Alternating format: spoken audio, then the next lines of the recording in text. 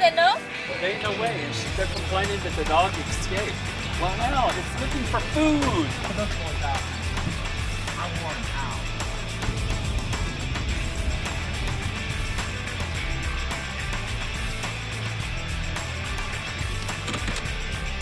We're over here talking to these people to see who owns the dog before we snag someone's dog and get into trouble.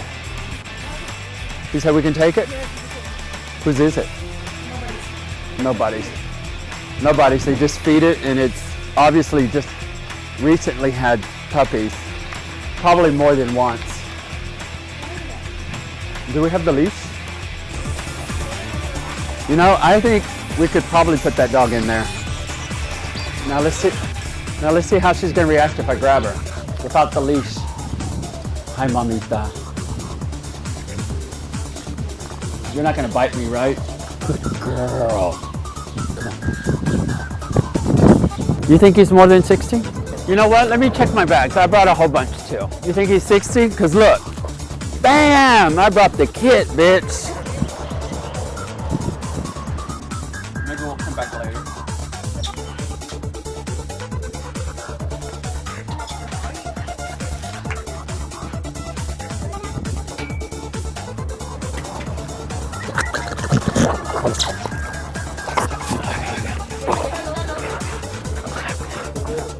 Okay, where's the treat? He's gonna be a runner. Papa.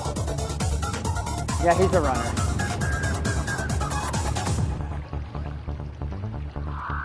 He's marking his territory. He said, bitch, get out of here. This is my territory.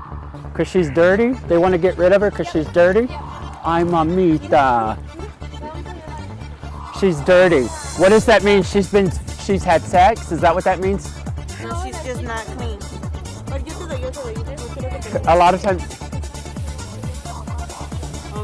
Oh, because she brings. Oh, she wants us to take the dog away because it brings fleas and ticks.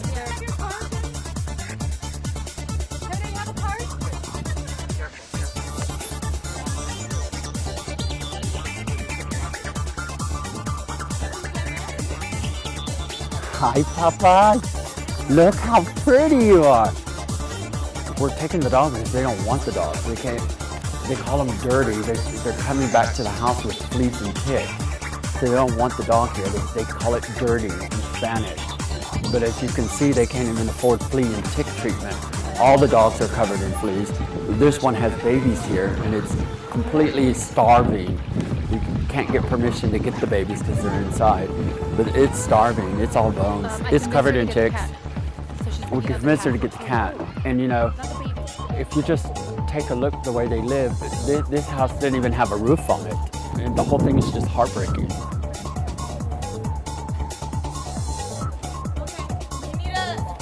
And they're surrendering the cat now.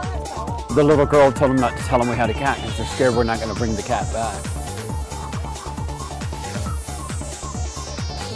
Sometimes you just have to sit here and you just have to talk to them. And when you pull up, everybody runs, they don't belong to anyone, and they don't want to give them up. And you sit there and you explain to them what we're doing. You know, we're not here to take anybody's animals away. You know, we're here to help them. And once you sit and you conversate with them, you know, they realize that, and they start surrendering them.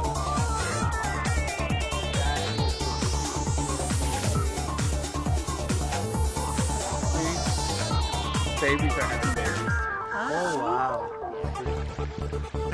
Puppies already. Come on, Papa, look. Hi, Papa. Oh, you're so beautiful. Look at the baby. Oh, right out of my hand.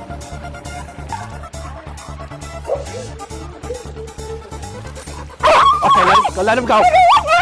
Let him go. Let him go. Okay, over the head slowly.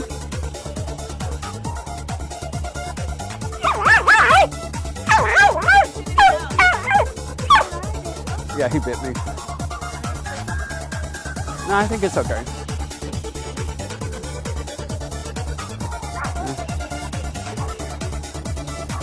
And there's no shelter. When they go into the shelter, they go to die. They don't, in the shelters here, they don't even have vaccines. you can call the shelter, and usually they don't even come out. They don't even come out for the animals. I think they're used to the old ways. You know, there's a stigma about getting the dogs fixed and spayed and neutered. For the male dogs, it's not macho for the guys too. We think it's not natural. Well, the situation is we're still a bathtub short. So we found this place, and they're not open on Sunday. So we're trying to rent out the facilities so we can bring some of the event dogs over here. So far, we haven't found a lot of people willing to rent the facility. There's a lot of distrust, and I guess there's a lot of scams going on. So a lot of people are hesitant. Okay, you know, one of the biggest problems that we're having With the vets is that there's a lot of people coming down and doing spay and neuter campaigns. They call them campaigns, and I'm calling ours an operation because I don't want them to mix and mingle. But there's a lot of people that are doing low-cost spay and neuter, and the vet unions are complaining that it's driving down the price of the spay and neuter. Where here in Tijuana, used to you be able to come and get your dog spayed and they would charge you $150. Now they're doing these campaigns and they're charging $15. So the vets are getting together and they put you on a blacklist. So if you participate in these things, they don't want, there's some kind of imaginary blacklist and they don't want you around, and they sanction you. So a lot of times when these vets do these events, they kind of do it behind closed doors. They're not allowed to do it in the vet's office. So you can do it in the community room, you can do it in someone's house, but you're just not allowed to do it in the vet's office. And that's part of the problem, the problems that we're running into. There's a lot of vets who just don't want to participate. So, I mean, I kind of understand, but to take it on the core, they can't. These dogs on the street, they're not going to walk into this place with their MasterCard in their paw and say, hook me up, you know? So I'm sure there's a middle area that they could work together to make everybody happy, but that's the problem we're having now.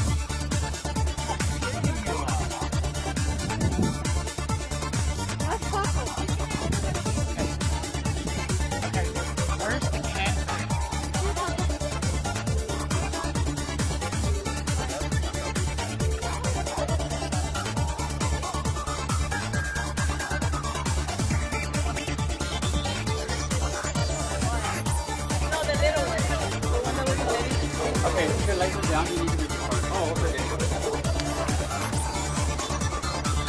Yeah, just pour it all over your skin.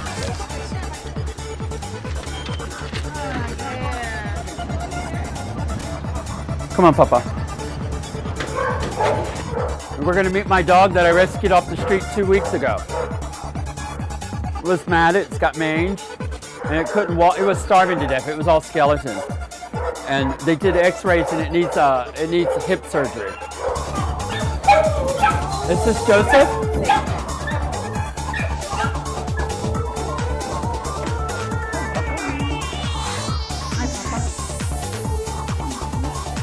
Look, he's got hair now. This is Joseph, the one that was all bald-headed and starving to death, that needs hip surgery. Look, his hair's growing back. Hi, Joseph. Hi. Completely bald-headed. He's matted. Most of him was bald-headed. He was all bones. And then when he walked, he would limp. And look at him. He's got hair now. Hi, Papa. Hi.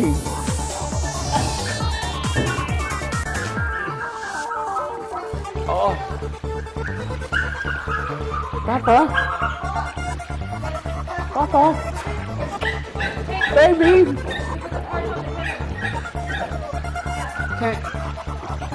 Can someone take Joseph to walk? This is Vet Pliers. What they do is that when we find dogs on Facebook that need attention in Tijuana, what we do is we send Vet Pliers a message that we're going to send them over here. So what they do is the people in Tijuana, they come and drop off the dogs here, and the vets here medicate them and they treat them, and then we send the funds via PayPal. And then we get volunteers and rescue groups that actually will cross them across the border, and then we get different rescue groups will transport the dogs to cities throughout California, to places where they're going to be adopted or to other rescue units.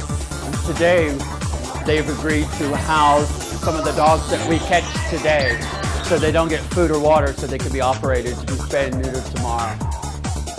And each of the dogs, they have stickers on them, and the sticker tells us who is going to foster the dog until the dog heals from the operation. It's all washed down.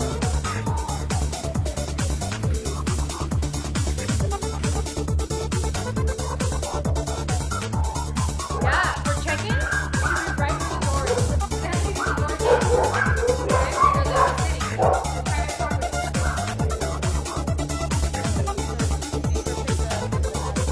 No, there's a lady that lives here does rescue.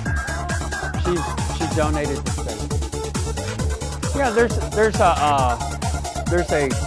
sexually transmitted disease among the dogs here.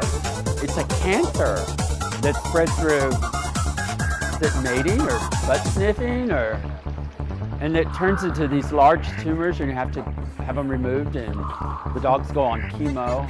I think in the United States the chemo is like $2,000 a dose or something, and here it's like $40, $50 a dose. Because you're gonna have 150 people for space. Oh, loose dog. There's a loose dog. Okay, so there's gonna be 150 spay and neuter. You're gonna fit 150 people in here?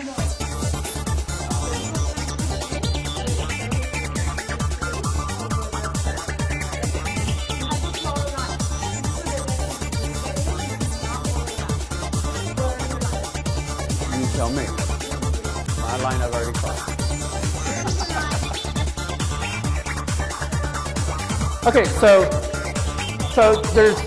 there's two lines.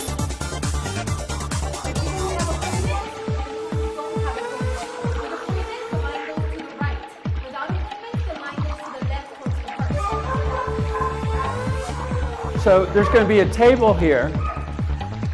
I thought the line was here. And you think that's enough room for all our vets and our volunteers?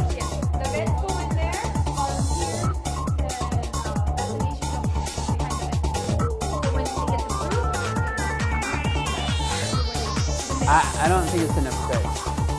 Okay.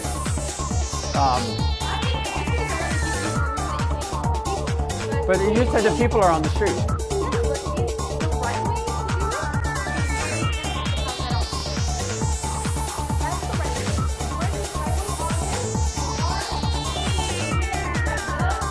But they say that you're supposed to lock up the person until the dog is done. Because they say you're not supposed to let the client go until the dog is finished. No. That's what I'm going by what Junior said. Yes. So if that's what Junior said, that's why. So then this is why if that's what we're gonna do. Because you have to lock them in because they don't come back for their dog. You need a form of ID and you lock them in. They cannot leave till the dog comes with them. Because they say they do not come back. As sad as that is.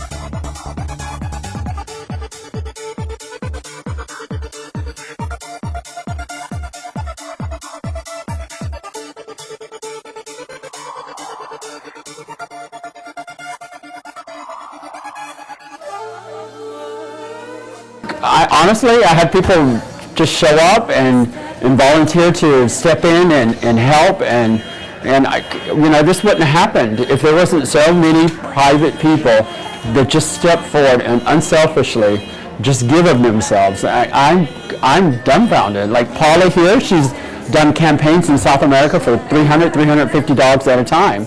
And Raul has done campaigns here in TJ for years. So, just to have people unselfishly, just stand up and help for the animals. But when we went to the blessing of the animals today at the meeting hall down by the beach at 8 o'clock in the morning, and we got that call and they said there's 200 people Showing up in front of at the vet's office, and there's people showing here at 6 o'clock, then I had a little, it regained my faith in humanity, because every time they threw something at us, we turned it around into a positive, and it was another reminder for me is that you go where the love is. And I try not to focus on the negativity of other people.